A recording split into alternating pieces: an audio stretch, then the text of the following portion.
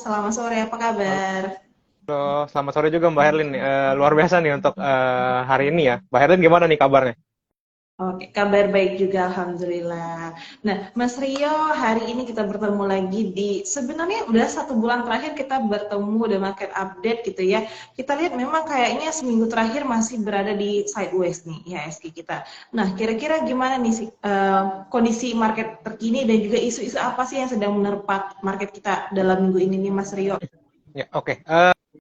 Ya, sebelumnya terima kasih Mbak Herlin ya. Terkait indeks ya nih ya untuk mungkin bisa dibilang sepekan ini ya. Ini so far sepekan ini sentimen sebenarnya nggak jauh-jauh nih ya dari mungkin bisa dikatakan 2 pekan karena sejauh ini kita secara sentimen overall masih dari eksternal karena kalau kita beralih mungkin ya ini saya agak rekap juga nih dari historical ya itu dari bulan lebih tepat akhir bulan Maret terus di April itu kita pas banget tuh kita lagi libur lebaran jadi sentimennya agak minim lalu masuk ke bulan Hmm. Mei ini itu sentimennya masih dari Amerika Serikat. Simpelnya di bulan Maret tersebut yang tadi saya mention itu ada permasalahan perbankan di Amerika Serikat. Mungkin teman-teman kenal ada permasalahan seperti di Credit Suisse, terus ada di Silicon Valley Bank. Nah itu dari Amerika Serikat. Nah terus itu berimbas juga nih. Berimbasnya kemana sih ke suku bunga acuan dari The Fed dan overall juga di sini The Fed masih bisa dikatakan hawkish tapi less di sini. Jadi tidak terlalu ketat untuk kebijakannya. Nah, lalu menyusul bisa dikatakan di awal bulan Mei ya, itu menyusul adanya statement nih dari Menteri Keuangan Amerika Serikat yaitu Janet Yellen yang memberikan pernyataan bahwa memang debt ceiling nih di sini atau bisa dikatakan pagu utang atau total utang dari Amerika Serikat itu sudah hampir mencapai level maksimalnya nih atau sampai level limitnya nih. Jadi itu yang mengkhawatirkan dan overall sampai saat ini itu masih bisa dikatakan menjadi faktor terbesar nih atau faktor garis besar kenapa indeks kita tuh masih cenderung mengalami pelemahan dan kalau kita ke eksternal pun di Wall Street maupun di kawasan Eropa juga sama nih masih di zona merah dan itu juga menjadi penyebabnya karena kalau kita beralih mungkin ke pagu utangnya dari Amerika Serikat ini dari tahun 2021 ya di akhir tahun 2021 itu pagu utangnya di kisaran 31,4 US dollar triliun US dollar jadi bisa dikatakan ini cukup besar dan ini sampai hampir level maksimalnya nih jadi itu masih ada worst case dan pagu utang ini jatuh temponya akan jatuh tempo di tanggal 1 Juni nih. Jadi nggak bentar lagi nih bisa dikatakan minggu depan ini sudah bisa dikatakan level periode terakhirnya nih untuk melunasi utang-utang tersebut. Walaupun kalau kita beralih ya secara historikal itu juga di Amerika Serikat nih kemungkinan besar pasti akan meningkatkan lagi nih nilai maksimum tersebut karena kalau misalnya gagal bayar ini akan sangat berdampak sekali ke kondisi ekonomi maupun pemerintahan Amerika Serikat. Ini mungkin jadi agak panjang nih, tapi kalau kita lihat dampaknya sendiri, itu pasti akan dampaknya adanya perlambatan dari pertumbuhan ekonomi. Dan simpelnya kalau misalnya nanti ada shutdown atau mengalami permasalahan default dari utang, ya di situ nanti pejabat pemerintah maupun karyawan-karyawan di pemerintahan itu nggak dapat gaji nih di sini. Jadi secara tidak langsung akan mengurangi perputaran uang di situ. Itu yang berbahaya. Makanya mungkin di sini juga dari pekan kemarin ya, saya juga sempat mention juga nih mungkin ke Mbak Herlin dan juga para teman-teman yang ikutin live ya di sini muncul lagi kekhawatiran adanya resesi ekonomi itu yang paling bahaya dan ini mungkin sudah sempat dirasakan ya di tahun kemarin mungkin simpelnya kalau secara teori kan resesi ekonomi itu di mana kondisi pertumbuhan ekonomi itu minus selama 2 kuartal. Nah ini sudah Ya. sempat terjadi dan kalau ini terjadi lagi ya ini worst case-nya paling parah. Nah parahnya itu karena di situ utang di sini kalau utang nggak bisa bayar kan parah banget dibandingkan tahun kemarin kan di situ kondisinya Amerika Serikat tuh masih ada tenggat waktu yang masih panjang untuk utang tersebut. Jadi masih lebih aman. Nah, ini yang mungkin dikhawatirkan di situ dan ini juga mungkin diakumulasi nih ya dari Amerika Serikat kita beralih nih ke kawasan Eropa karena di kawasan Eropa pun ini juga sama nih indikasinya dan paling parahnya mungkin tadi siang nih ya ini juga berketepatan juga nih nanti saya juga akan nyambung ke domestik di mana tadi siang tuh Jerman itu mengeluarkan rilis itu PDB mereka itu minus ke 0,5 nih. Nah, itu sudah ada indikasi resesi. Dan ini mungkin drawback ya atau efek dampak negatif dari adanya mungkin kenaikan suku bunga acuan dan mungkin di Eropa pun mungkin lebih berbeda di sini karena kondisinya di Amerika Serikat walaupun masih menaikkan tadi masih less hawkish, tidak begitu agresif naiknya, tetapi di Eropa tuh masih hawkish. Jadi kondisi di mana The Fed menaikkan 0,25 itu di Eropa di ECB itu masih naikkan 0,5 nih lebih besar. Jadi itu paling berbahaya kondisinya. Jadi itu sudah terasa sih di sini ya. Dan overall kalau kita lihat secara tren pergerakan pertumbuhan ekonomi itu trennya masih mengalami penurunan nih. Jadi belum ada indikasi rebound. Jadi di situ itu paling tidak di situ menjadi kekhawatiran oleh para pelaku pasar maupun dari Wall Street maupun juga di Eropa. Jadi overall masih ke arah sana dan ini mungkin agak nyambungin ya ke domestik karena domestik juga tadi siang Ini mungkin teman-teman juga sudah tahu ya, itu di mana BI itu kembali mempertahankan suku bunga acuan nih untuk bulan ini, itu di 5,75%. Ini paling tidak langkah yang masih bisa dikatakan masih lebih akomodatif, karena overall nih bisa dikatakan sudah 3 bulan ya, kalau sama bulan ini jadi 4 bulan nih ya. Overall sudah 4 bulan itu dari BI mempertahankan suku bunga acuan, dan ini sangat bagus. Kenapa? Semenjak pertama kali BI mempertahankan suku bunga acuan, itu kondisi ekonomi kita cenderung positif di sini. Dan kalau kita beralih mungkin ya ke data-data emiten, mungkin teman-teman sudah merasakan di mana emiten-emiten di bursa kita itu rata-rata di kuartal pertama sudah bisa dikatakan cukup mencatatkan kinerja yang cukup bagus ya.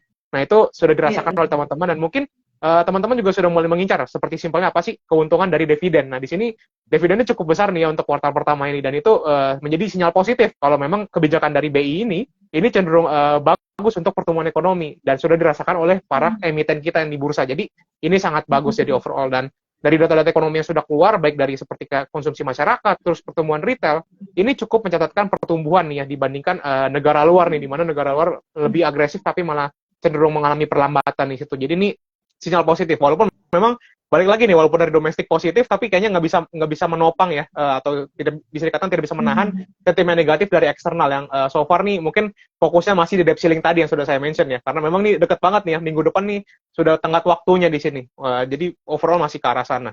Nah, terkait pergerakan IISG mungkin ya nih, untuk pergerakan IISG mungkin akan cenderung lebih ke arah sideways. Kenapa? Kalau kita beralih ke 3 hari peregangan ini bisa dikatakan sudah ada rebound nih dari IISG, setelah mungkin ini agak rekap juga nih, jadi sebulan dari awal bulan Mei ini overall masih mengalami pergerakan negatif, dan di awal pekan ini cenderung lebih ke arah rebound dari pergerakan IISG. Jadi overall nih akan cenderung lebih ke arah sideways sih, walaupun memang indikasi pelemahan hari ini itu ada potensi untuk perdagangan di esok hari atau di hari Jumat itu ada indikasi untuk koreksi lanjutan atau pelemahan lanjutan dari IISG. Jadi saran saya mungkin teman-teman lebih berhati-hati ya untuk perdagangan esok hari.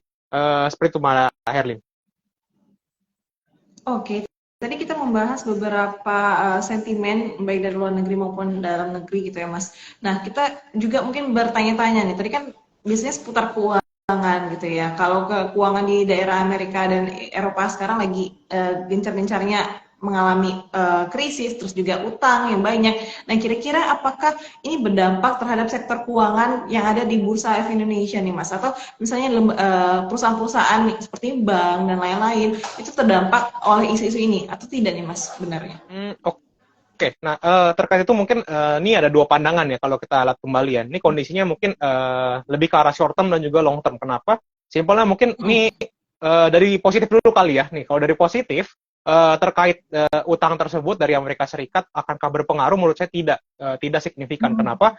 Simpelnya mungkin dari tingkat sama nih, kalau kita mau bandingkan hutang, berarti kita masih bandingkan hutang juga di Indonesia, di mana kalau kita utang di Indonesia itu dibandingkan dengan kondisi pertumbuhan PDB kita itu masih di kisaran 40%. Jadi bisa dibilang nih untuk negara berkembang 40% itu relatif terjaga dan aman. Jadi ini bisa dikatakan stabil di sini kondisinya.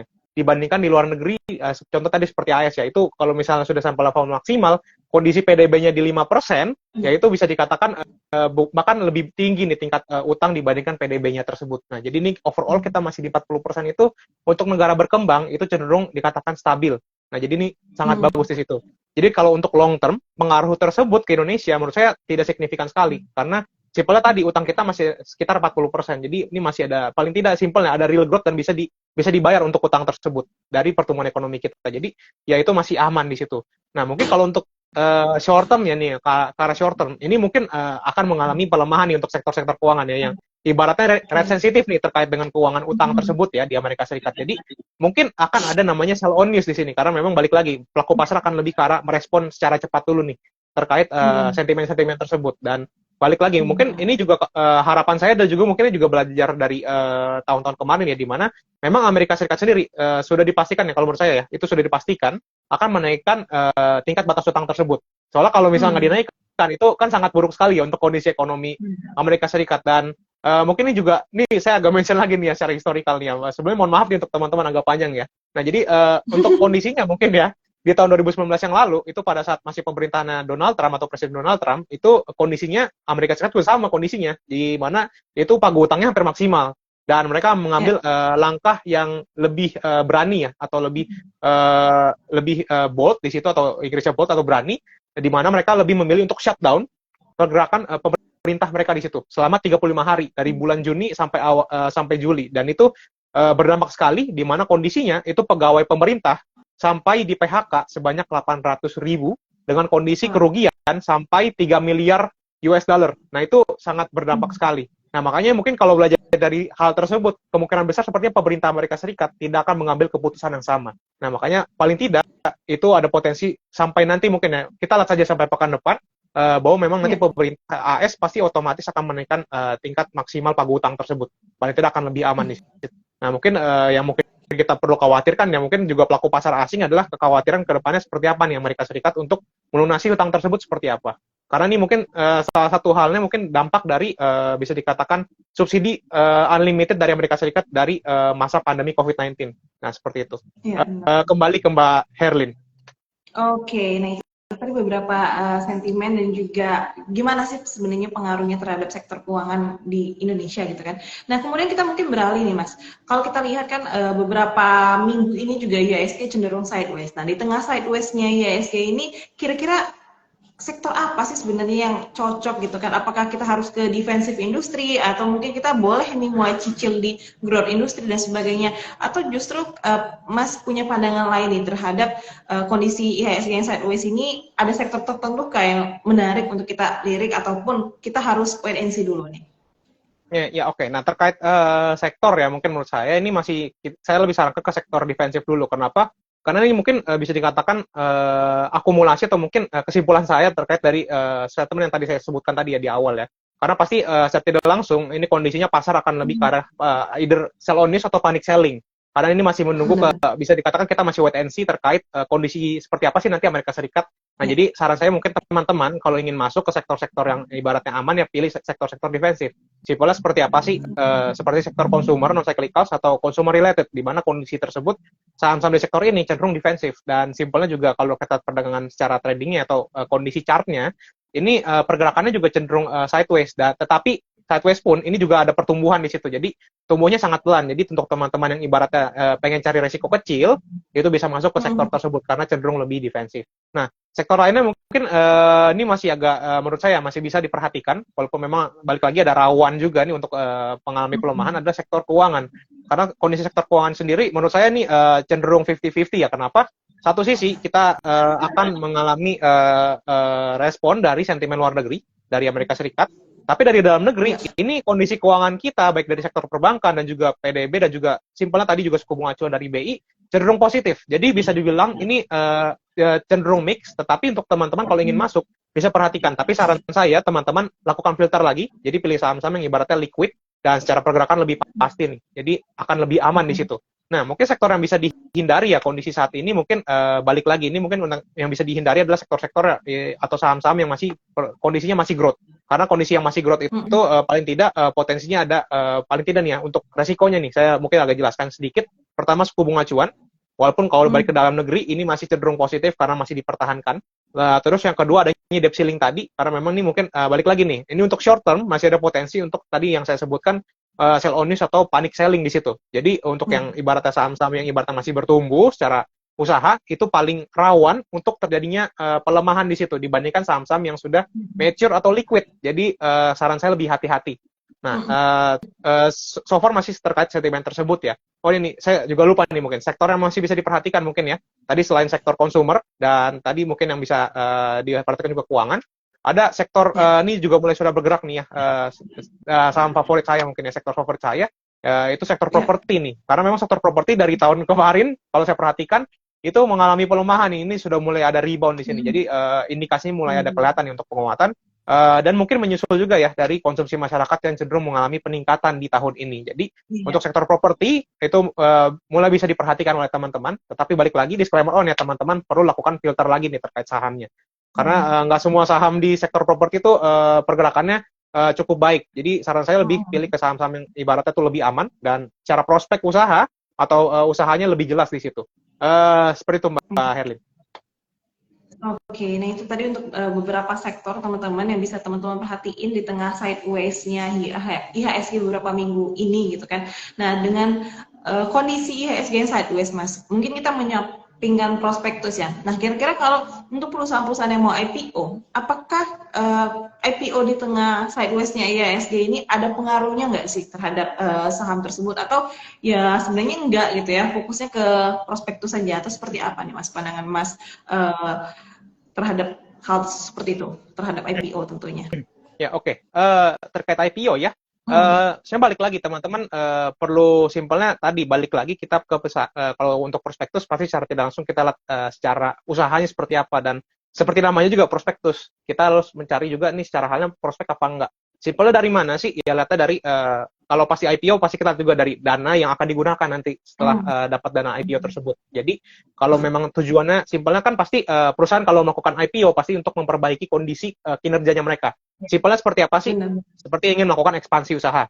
Kedua mungkin seperti mungkin teman-teman juga sempat dengar ya, untuk melunasi hutang mereka. Jadi secara tidak langsung mereka cash flow-nya akan lebih lancar nanti untuk melunasi dana hutang tersebut.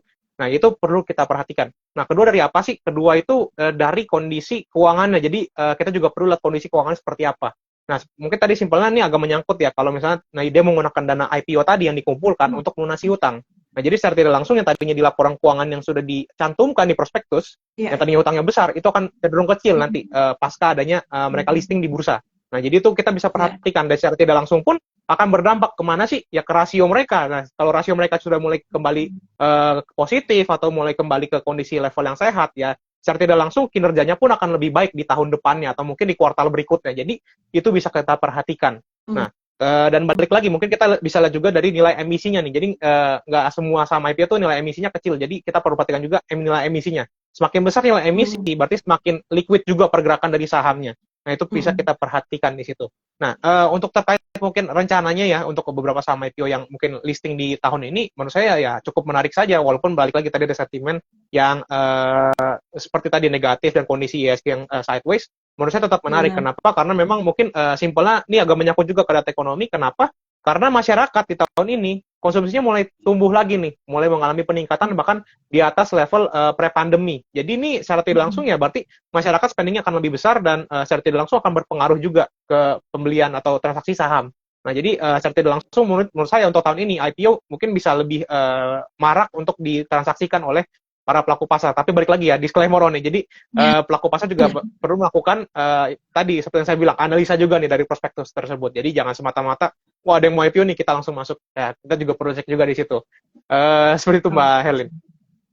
Oke, nah kemudian tadi juga ada yang mungkin menjawab gitu ya, seperti Mas Rio katakan sebelumnya, sektor properti menarik nih. Nah, dari ali.ys99 bertanya nih Mas, kira-kira contoh yang properti tadi apa sih Bang? Mungkin maksudnya sahamnya apa aja nih, saham-saham di sektor properti yang menarik?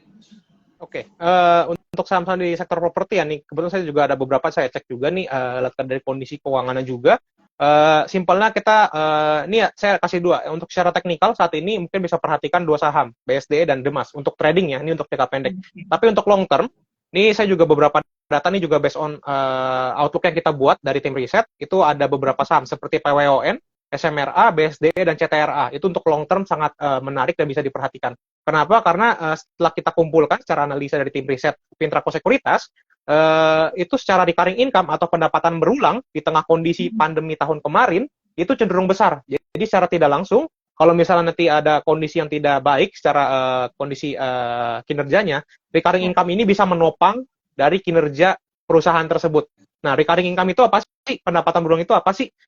Simpelnya gini, sektor properti nggak semerta-merta langsung jual properti doang nih. Dia ada usaha lainnya. Seperti apa sih? Nah, properti itu juga ada namanya seperti ini. Ini saat ini kan saya di kantor ya, berarti dia ada sewa kantor di sini. Jadi tiap bulan tuh pasti dibayar oleh perusahaan. Nah, itu namanya recurring income. Kalau mungkin teman-teman simpelnya mungkin kalau teman-teman yang ngekos lah. Nah, kalau teman-teman ngekos kan pasti ada bayar uang kos kan tiap bulan. Nah, itu namanya recurring income yang diperoleh oleh emiten properti. Nah, itu recurring income-nya yang setelah kami kumpulkan dari tim riset, ini cukup besar secara kontribusinya terhadap penjualan. Jadi ini sangat bisa menopang kondisi kinerjanya. Nah, jadi untuk saham-saham yang bisa diperhatikan untuk properti menyusul recurring income tadi, ada PWON, ada BSDE, CTRA, dan SMRA. Itu bisa diperhatikan karena recurring income-nya cukup besar. Dan mungkin ini juga mendukung juga nih ya statement saya tadi, di mana sentimen tahun ini juga cenderung positif. Tadi seperti konsumsi masyarakat, di mana sudah cukup stabil. Lalu di mana BI nih ya, untuk BI sendiri kembali memperpanjang loan to value atau ibaratnya simpelnya DP 0% untuk pembelian rumah sampai akhir tahun nanti.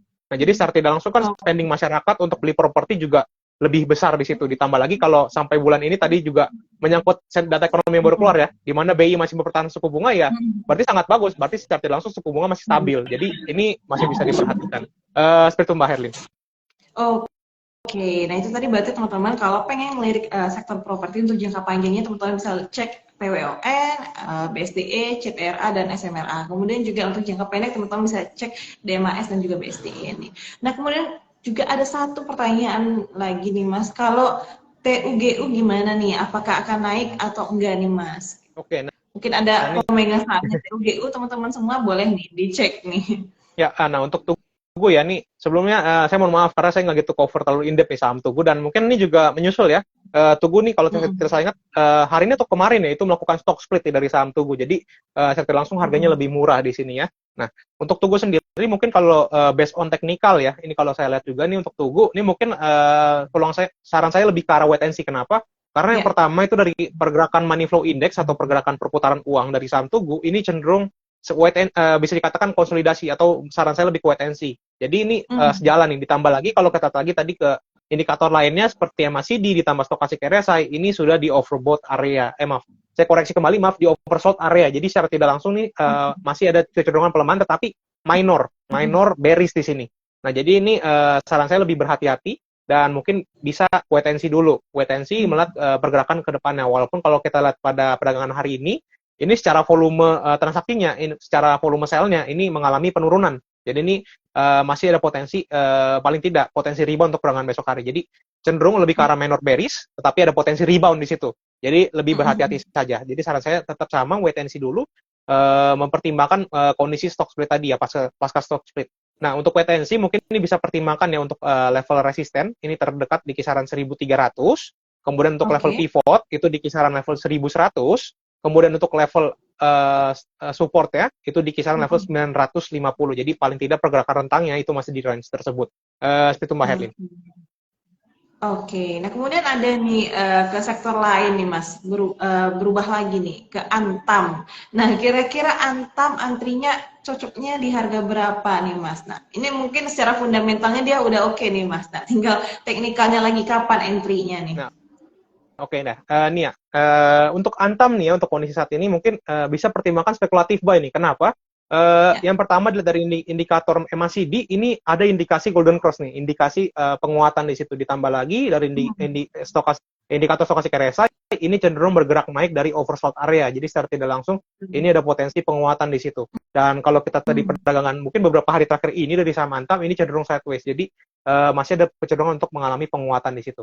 Nah untuk Antam bisa pertimbangkan spekulatif buy kalau harga sahamnya itu masih tertahan di atas level 1935. Nah jadi kalau masih tertahan di atas level tersebut, teman-teman bisa pertimbangkan untuk entry. Nah untuk level targetnya dari saham Antam ini yang terdekat di kisaran level 2030. Nah itu untuk target terdekatnya. Karena nih kalau kita kembali kondisinya ini sempat gap down ya di tanggal 11 Mei. Jadi ini paling tidak bisa menutup level di target tersebut ya di 2030. Nah apabila tadi teman-teman entry di atas level 1935, teman-teman bisa pertimbangkan untuk stop loss dari saham Antam itu di kisaran level 1870. Itu sebagai level stop loss dari saham Antam seperti itu. Kembali ke Mbak Herlin. Oke, nah ini tadi kita udah membahas beberapa isu, saham, terus juga sektor. Nah mungkin sebelum closing nih Mas, ada nggak sih saham-saham lain yang menjadi rekomendasi Pintraku Sekuritas nih untuk ya masih ada hari esok Jumat ya di minggu ini terakhir, mungkin bisa dilirik nih Mas untuk para investor semuanya. Ya oke. Nah untuk saham-saham yang teman-teman bisa perhatikan nih, balik lagi ya nih karena memang kondisinya ini masih wait and see, pelaku pasar juga masih kondisinya masih mengantisipasi kondisi dari eksternal. Jadi saran saya mungkin lebih ke saham-saham yang defensif juga nih. Dan kebetulan dari kita ini juga sempat memilih saham-saham yang ibaratnya secara teknikal nih ada potensi untuk rebound dan juga rebound lanjutan. Tidak terspesifik ke sektor yang tadi saya sebutkan ya. Jadi ini agak nyampur nih sahamnya nih ya. Yang pertama ada BBNI, itu bisa diperhatikan, ada potensi rebound lanjutan. Terus ada saham base, saham BEST, itu bisa diperhatikan, ada potensi rebound. Kemudian ada Auto, ini juga sama nih, bisa ada potensi rebound lanjutan yang kita perhatikan. Terus ada Tebik dan Tower, ini juga sama, ada potensi rebound lanjutan, dan ini masuk ke consumer nih ya, ada Indofood dan Indofood dua-duanya nih, ada INDF, dan juga ICBP bisa diperhatikan untuk perdagangan esok hari. Nah, kalau mungkin teman-teman pengen tahu lebih detailnya seperti apa sih analisa teknikalnya, nah itu teman-teman bisa tinggal cek aja. Oh nih maaf ya kecepatan ya, saya ulangi nih ya. Yang pertama ada BBNI, ya saya mohon maaf kalau pemberitaan kecepatan ya. Nah, pertama saya ulangi, BBNI, perbankan, terus ada BES, BEST, terus ada Auto, terus ada Tebik, ada Tower, terus ada INDF dan ICBP. Nah, kalau teman-teman pengen tahu lebih jelas terkait saham-saham tersebut yang saya sebutkan, terkait analisanya seperti detailnya seperti apa sih, nah itu bisa tinggal cek story Instagram kita di esok hari. Karena biasanya kita tiap pagi itu share stock pick kita dan analisa secara detailnya di story Instagram kita. Atau bisa juga join Telegram kita nih, Telegram group kita. Namanya juga sama, Pintrako Sekuritas Official. Itu tinggal join aja. Itu kita juga share nih terkait stock pick dan juga mungkin pandangan terkait market di pagi harinya seperti apa sih. Seperti itu Mbak Herlin.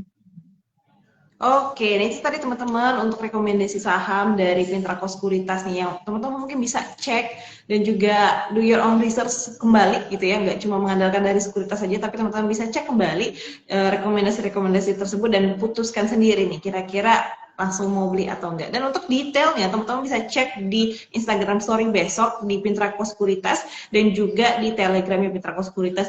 Dan kalau teman-teman ngerasa kayak wah ini kurang banyak nih sesi tanya jawab sama Mas Rio-nya. Nah, teman-teman bisa nih ikutan klinik trading, masih ada ya Mas ya? Ya, betul, Klinik masih ada. trading yang setiap hari diadakan oleh Pintrako Sekuritas. Setiap hari loh teman-teman, setiap hari jam perdagangan, Senin sampai Jumat diadakan oleh Pintrako Sekuritas. Teman-teman bisa konsultasi portofolionya mungkin atau bertanya soal saham dan sebagainya. Terima kasih nih Mas Rio, pas banget 30 menit bersama Mas Rio dan juga Pintrako Sekuritas.